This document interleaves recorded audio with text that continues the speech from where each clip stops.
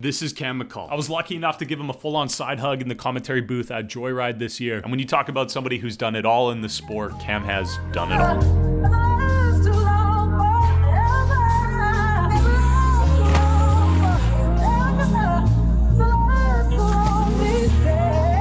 Coming from a BMX and motocross background, Cam made the switch to mountain biking as it combined the best of both worlds in his mind. This switch would eventually lead him to dominate the podium in a bunch of invitationals like District Ride and Bear Claw, take home multiple Crankworks Golds, qualify first in Rampage, and then become one of the biggest voices in the sport. Come on, Thomas Wine! Boom! Look at the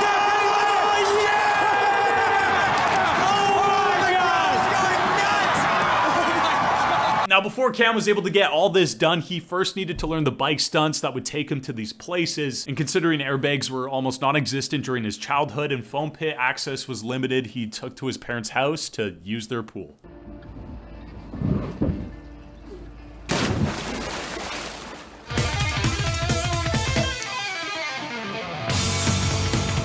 Throwing yourself and bikes into a proper water ramp pool is one thing, but throwing into your classic backyard pool is a whole nother thing. Like, how big was this pool? Yeah, well, the dimensions were less space on the right-hand side than the left-hand side, that's for sure. And the funny thing is, like, all of our friends growing up who practiced their tricks into that, they all ended up spinning to the left. And a lot of them, I think, natural spin direction would have been to the right, but because you're just staring at the bricks of the swimming pool, everybody's like, yeah, I'm not messing with that. I'm going to spin to the left. Did anybody ever overshoot too far to the left or right and fully deck the wall? Surprisingly, as sketchy as it was to the right-hand side, nobody ever missed the pool to the right. Nobody ever even like knocked their elbow on it. We're talking millimeters away many, many times. But then it's like, okay, here's what just happened. You might not realize this, but check yourself. But yeah, it's kind of narrow. There was a sweet spot of deep end. If you went a little bit too long, then you're getting close to the shallow end. So as sketchy as it was the safest option we had to learning rotations without breaking ourselves off unnecessarily. Right. That's not even the sketchiest thing we had going, though. We also had, once slopestyle courses started to have a lot of trickable drops in them, we built a box and we moved that in to the edge of the pool. We moved the ramp all the way back. So basically the rolling to the ramp was immediate. And then you're jumping up onto an 8-foot tall, 4-foot wide platform and then getting your control and then learning a drop trick off of it. Those were the sketchiest moments. How many of your tricks did you learn in this pool? I would say every single trick that I ever learned was learned in the water ramp. Wow. Now, the water ramp itself is one thing, but let's talk about that wetsuit. Did that limit your flexibility at all? The wetsuit was fine. The thing that was awkward was the bikes that we were riding. We were always riding a designated water bike, and it was never a good bike. And even if it started as a good bike, trips in the water without like proper like full dry re-grease of every single part, those bikes were so janky and they made so much noise when you're rolling down the rolling. Actually, the first designated water bike we ever had was an old rigid Cannondale, still with one of those like gooseneck stems and no brakes either because they didn't work anyways. We borrowed it from a friend.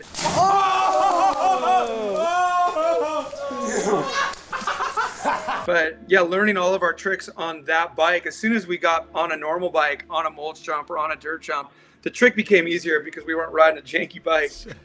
Now, obviously, water ramps were a major reason for your success. They allows you to excel to the top of the leaderboards in slopestyle. In the day and age of modern airbags and foam pits, do you think we're going to see a return to the pool deck? You know, it's funny. Well, like first, when everybody was buying airbags and building foam pits and everything, I didn't get it because I'm just like, well, like you live by a lake, there's a dock. You don't have to, spend 25 grand on an airbag. You can, obviously it's way more legit the way that everybody has gone and like used airbags and everything. But the best part about learning tricks into water is you're training, but you're also having fun. You've got your friends out there in the lounge chairs kicking it. It becomes like a nice, fun summer activity when it is summertime. But yeah, for years I always was dreaming about that huge water ramp that they have in Whistler. No way.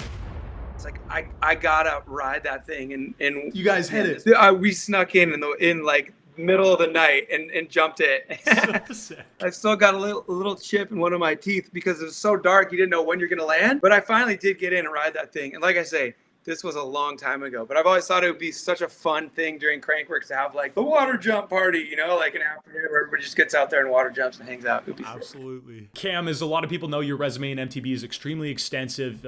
Minus a quad backy, you've nearly done everything in the sport. What's next for you? Yeah, it's an interesting one, right? Last season that I competed was 2014. So then going into the 2015 season, I've been doing commentary ever since. And, you know, I've dealt with a lot of injuries throughout that period of time, and deciding to step away from the competitive side of the sport as a competitor was in an effort to stay healthy and enjoy mountain biking. And something I got to remind myself is that doesn't mean you're not going to get hurt. You know, you go out and ride for fun. And anytime we hop on our bikes, we're taking risks, especially if you're out filming videos. It doesn't have to be the craziest thing you've ever done for there to be risk. And so I think that's part of the reason we love it so much as well. And I want to love mountain biking. If I don't love mountain biking, then I shouldn't do it. And the fact that I'm still doing it means that I do really still love it. I feel like the flame sometimes gets a little less strong, and then circumstances present themselves where I am able to throw a log on the fire and build it back up again. And right now I just came off of a broken leg, and I just got an invite to go do the proving ground session in Pacific City. And it dumped a truckload of logs onto my fire. And yeah, you really appreciate your love for mountain biking when you go through times where you question it a little bit, you know, when you go, damn, is this worth it? I'm wrecking myself, you know? Yeah. But when you get back on and you get those feelings that remind you why you love it so much, you know, I still love doing tricks. That's what I realized doing the Proving Grounds Pacific City thing is I've got my list of tricks that I'm comfortable doing. And I love hanging them out there and trying to execute those tricks as well as I can and enjoy that trick rather than trying to squeeze something extra in. And that's where I get my kicks with mountain biking right now is, you know, a good trail ride with friends and then getting back in the air, feeling that hang time again and doing some tricks that I love to do. I'll touch on this too. Like, seeing my daughters enjoy mountain biking is an insane experience for me because, you know, I can't force them into mountain biking, so I don't try, but I just have it there and it's available to them if they want, and they're starting to really love it. And that's insane for me too, because I get to share it with my kids and like go through that whole process of loving the true reasons why we mountain bike all over again. You know, it's just experiencing a trail ride with them and watching them learn to jump and witnessing them watch videos and trying to learn from the videos just the way I did. And yeah, if you know, if nothing else, mountain biking is always just something that we have as an experiential thing that we can do with our friends and, if we're lucky, our family, you know. Massive thanks to Cam for taking the time to chat. If you ever get the opportunity to talk to this guy, do it. He's by far one of the most genuine, delightful human beings on the entire planet. Plus has one of the rowdiest intros out of any MTB YouTube channel on the internet right now. So make sure you go check that out. I'll leave it linked in the description below.